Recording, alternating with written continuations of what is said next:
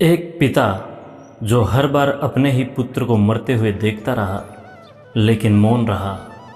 एक माँ जिसने जन्म लेते ही अपने 7 पुत्रों को नदी में बहा दिया। और एक पुत्र जिसने अपने पिता के प्रेम के लिए अपना पूरा जीवन त्याग दिया। लेकिन आखिर गंगा ने अपने ही बच्चों को क्यों डुबोया? क्या वह निर्दयी थी या इसके पीछे कोई दिव्य रहस्य छिपा था? आज हम जानेंगे उस प्रतिज्ञा की कहानी जिसने पूरे महाभारत का भाग्य बदल दिया। नमस्कार, भक्ति कथा और कहानी में आपका स्वागत है। राजा कुरु के वंश में आगे चलकर जन्म हुआ एक महान राजा का शांतनु। शांतनु अत्यंत तेजस्वी, न्यायप्रिय और धर्मात्मा राजा थे। उनके शासन में हस्तिनापुर समृद्ध था, प्रजा सुखी थी, चारों ओर शांति थी। लेकिन नियति धीरे धीरे उन्हें उस दिशा में ले जा रही थी जहां से महाभारत की असली शुरुआत होने वाली थी। एक दिन राजा शांतनु शिकार के लिए जंगल गए। हिरण का पीछा करते करते वे गंगा नदी के तट पर पहुंचे और तभी उन्होंने उसे देखा। एक अद्भुत स्त्री, उसका सौंदर्य मानो स्वर्ग की अप्सराओं को भी लज्जित कर दे। उसकी आंखों में शांति थी, चेहरे पर दिव्य तेज। शांतनु उसे देखते ही मोहित हो गए। शांतनु पूछते हैं, देवी आप कौन हैं? क्या आप अप्सरा हैं या स्वयं कोई देवी? वह स्त्री मुस्कुराई और बोली, राजन मैं कौन हूँ यह समय आने पर जान जाओगे। शांतनु का हृदय पहली बार किसी के लिए धड़क उठा। उन्होंने विवाह का प्रस्ताव रखा। गंगा ने शांत स्वर में कहा, मैं विवाह के लिए तैयार हूँ, लेकिन आपको एक वचन देना होगा। शांतनु कहते हैं, कोई भी वचन। गंगा, आप कभी मुझसे कोई सवाल नहीं करेंगे। मैं जो भी करूँ आप मुझे रोकेंगे नहीं। जिस दिन आपने मुझे रोका मैं उसी क्षण आपको छोड़कर चली जाऊंगी। प्रेम में पड़ा मन भविष्य नहीं देख पाता। शांतनु ने बिना सोचे वचन दे दिया और गंगा हस्तिनापुर की महारानी बन गई। कुछ समय तक सब सुखपूर्वक चलता रहा। फिर एक दिन महल में पहली संतान का जन्म हुआ। पूरा हस्तिनापुर उत्सव मना रहा था। लेकिन उसी रात कुछ ऐसा हुआ जिसने शांतनु की आत्मा को हिला दिया। गंगा नवजात को लेकर नदी की ओर जाती हुई शांतनु ने देखा। गंगा अपने नवजात पुत्र को लेकर गंगा नदी की ओर जा रही है। शांतनु उनके पीछे गए और फिर उन्होंने देखा गंगा ने मुस्कुराते हुए उस बच्ची को नदी में बहा दिया। शांतनु भीतर से टूट गए। वे चिल्लाना चाहते थे, रोकना चाहते थे, लेकिन उन्हें अपना वचन याद था। वे मौन रहे। समय बीतता गया। दूसरा पुत्र हुआ। गंगा ने उसे भी नदी में बहा दिया। फिर तीसरा, फिर चौथा, ऐसे ही 7 पुत्र। हर बार शांतनु का हृदय टूटता गया। पूरा महल भय और रहस्य में डूब चुका था। लोग फुसफुसाते थे, क्या महारानी किसी श्राप से ग्रस्त हैं? लेकिन कोई सत्य नहीं जानता था। फिर जन्म हुआ 8वें पुत्र का। जब गंगा उसे लेकर नदी की ओर बढ़ी, इस बार शांतनु टूट गए। वे दौड़ पड़े, बस अब और नहीं। तुम कैसी माँ हो, अपने ही बच्चों को मार देती हो। गंगा मुस्कुराई और उसी क्षण उनका स्वरूप बदलने लगा। पूरा वातावरण दिव्य प्रकाश से भर गया। गंगा, राजन आज आपने अपना वचन तोड़ दिया, अब मुझे जाना होगा। शांतनु स्तब्ध रह गए। लेकिन यह सब क्यों? तुमने अपने ही पुत्रों को क्यों मारा? गंगा बोली, ये साधारण बालक नहीं थे, ये 8 वसु थे। वसु देवताओं की एक दिव्य श्रेणी थे। एक दिन वे महर्षि वशिष्ठ के आश्रम गए। वहाँ उन्होंने कामधेनु गाय नंदिनी को देखा। उनकी पत्नियों में से एक उस गाय को चाहने लगी।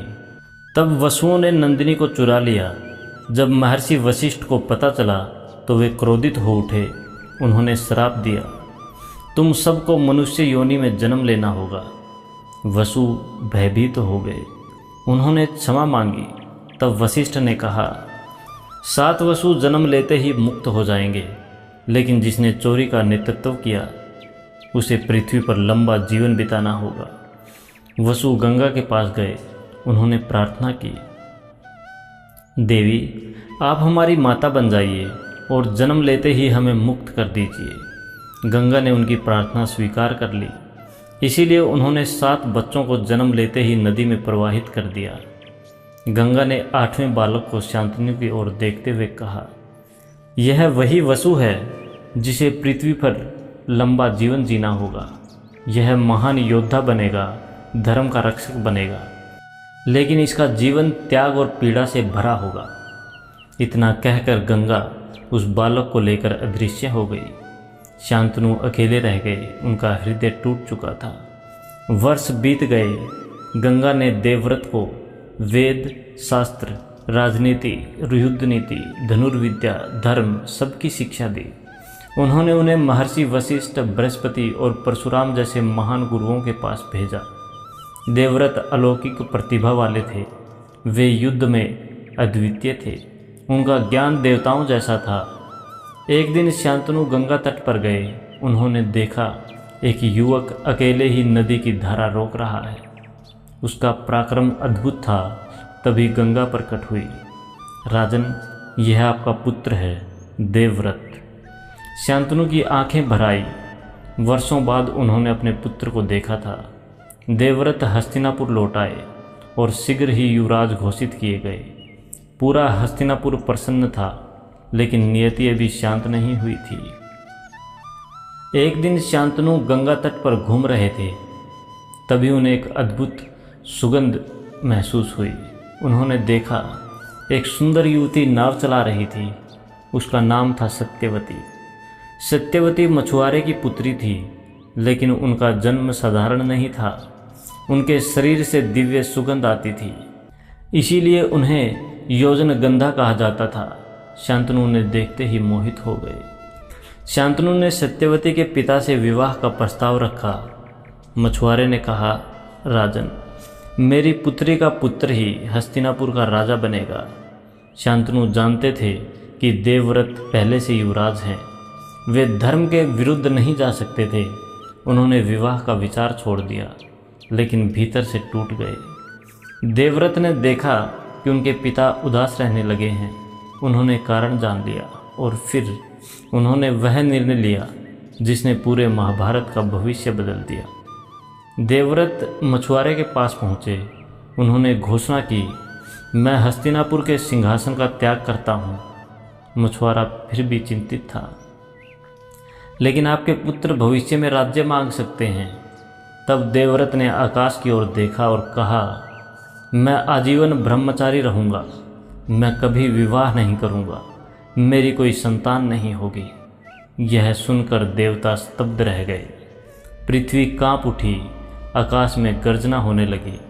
देवताओं ने कहा, यह प्रतिज्ञा भीष्म है, और तभी से देवव्रत कहलाए भीष्म। जब शांतनु को यह पता चला, उनकी आंखों से आंसू बह निकले।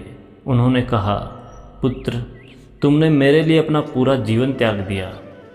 शांतनु ने भीष्म को वरदान दिया, जब तक तुम स्वयं न चाहो, मृत्यु तुम्हें स्पर्श नहीं कर सकेगी। इसीलिए भीष्म को इच्छा मृत्यु का वरदान मिला। लेकिन यही वह क्षण था जब महाभारत की नियति बदल गई। यदि भीष्म विवाह करते तो शायद हस्तिनापुर का भविष्य अलग होता। लेकिन त्याग भी कभी कभी भविष्य के विनाश का कारण बन जाता है। आज हमने देखा प्रेम, श्राप, त्याग और नियति का खेल। एक माँ ने अपने पुत्रों को मुक्त किया। एक पिता मौन पीड़ा सहता रहा और एक पुत्र ने अपने पिता के प्रेम के लिए अपना जीवन बलिदान कर दिया। लेकिन यही प्रतिज्ञा आगे चलकर हस्तिनापुर को उस दिशा में ले जाएगी जहाँ से महाभारत का विनाश आरंभ होगा। अगले अध्याय में सत्यवती का छिपा हुआ अतीत सामने आएगा। महर्षि पराशर का रहस्य, वेदव्यास का जन्म और हस्तिनापुर में शुरू होगा उत्तराधिकारी का संकट। जय श्री राम।